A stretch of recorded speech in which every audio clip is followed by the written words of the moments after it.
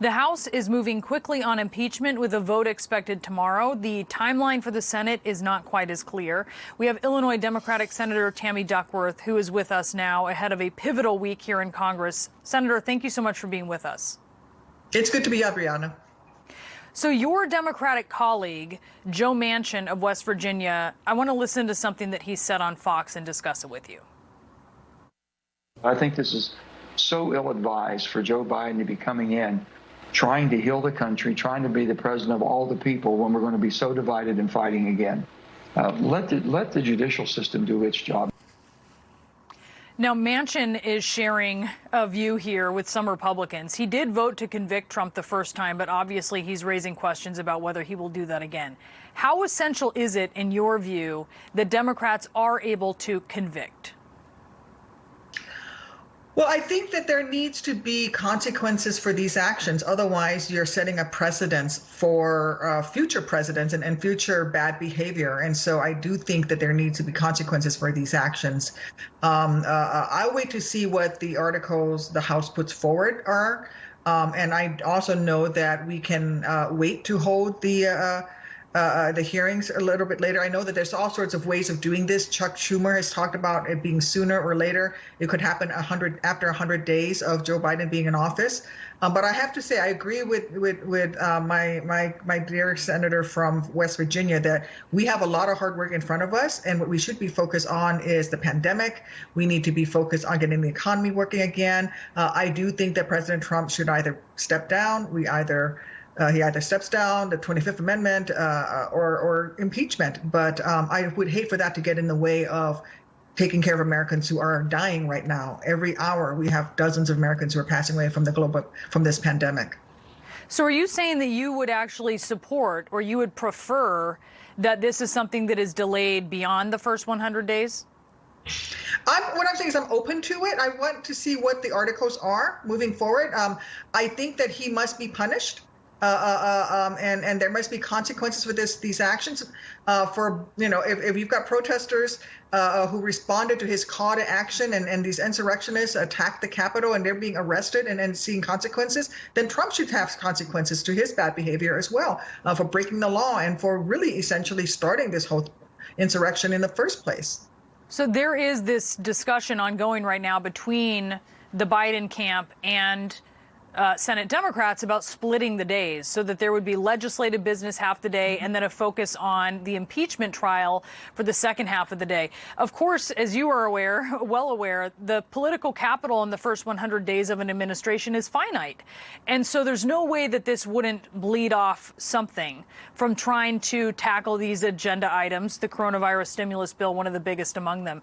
Are you thinking that this is an important, is this a point that Democrats need to decide, in your view, that they either, if they get impeachment, they're going to forego the chance to really make a difference on Biden's agenda? Well, I would never want to forego the chance to make a difference on Biden's agenda, but I would think that the president-elect has looked at this. If that is his proposal, then we have to look at it very seriously if he says that that's what he's willing to do. Again, I am focused on making sure we get the $2,000 checks out to everyone as soon as possible. I'm even willing to vote on that separately. We need to then talk about getting the vaccine out to everyone. We need to get the economy moving again.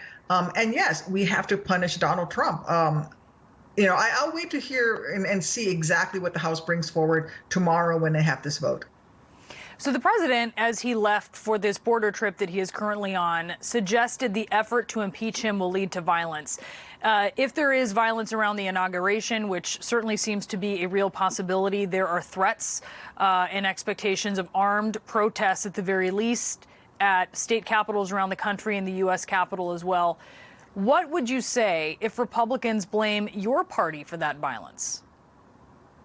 Well, I would say that they need to look to the head of their party, President Trump. The one person who can stop the violence is Donald Trump. Right now, on this tour that he's taking, instead of dealing with what's at hand and then going down to the border to talk about the border wall again, he could be talking to the American people and telling all of these supporters who are believing his lies to say, stand down, stay home.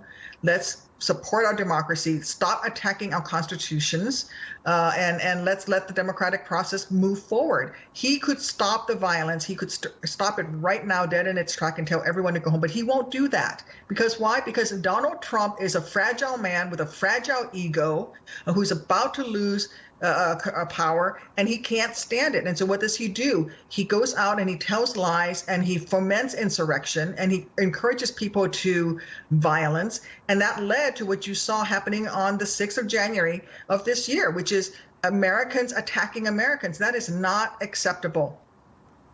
Federal investigators are currently looking into whether current law enforcement, so active duty law enforcement or military, were involved in the siege on the Capitol. There was reportedly a special forces officer who was at the Capitol. It is unclear if she violated laws.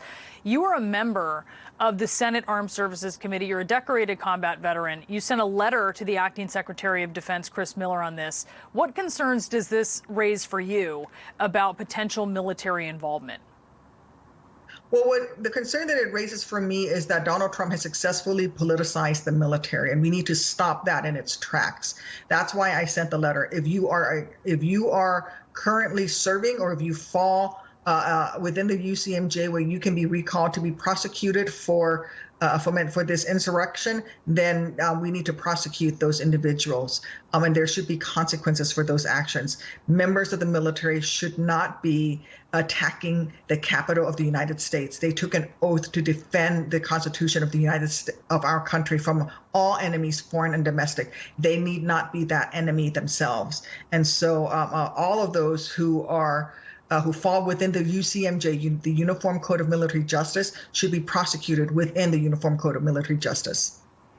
All right. We know that this is a story that will be continuing, so we'll be talking to you about this. Senator Tammy Duckworth, thanks for being with us. Thanks for having me on.